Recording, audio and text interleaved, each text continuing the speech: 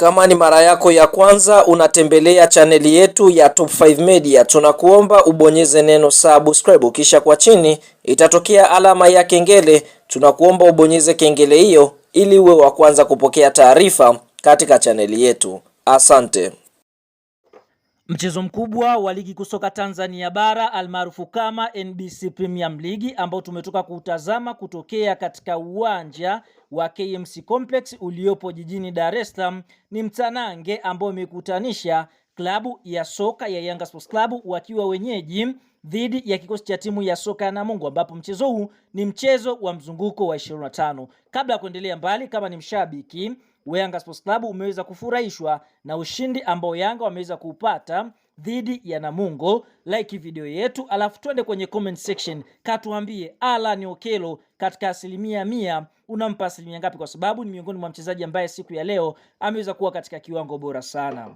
Fahamu, katika kipindi cha kwanza klabu ya soka Yanga Sports Club walikuwa aggressive sana. Tunashuhudia katika dakika 26 kupitia kwa pasi mpenyezo iliyopigwa na Mudathir Yahya Abbas, basi Duke Abuya akaweza kuiandikia klabu ya soka ya Yanga bao la kuongoza. Lakini kabla ya kwenda mapumziko, dakika ya 39 kupitia kwa Hassan Kabunda akaweza kuiandikia klabu ya soka ya Namungo bao la kusawazisha. Mpaka mwamuzi wakati anapuliza kipenga chake kuashiria mapumziko, basi Yanga Sports Club walikuwa 1 Namungo 1. Tunashuhudia katika kipindi cha pili yule Alan Okello Starboy dakika ya 53 akaweza kuiandikia klabu ya soka ya Yanga bao la pili, na ilikuwa ni bao lake la 10 kunako ligi kuu ya NBC. Tunashuhudia Yanga Sports Club wakaendelea kufanya msako mkali katika lango la Namungo, na ndipo katika dakika ya 86 kupitia kwa Alan Okello Starboy, mchezaji ambaye kwa sasa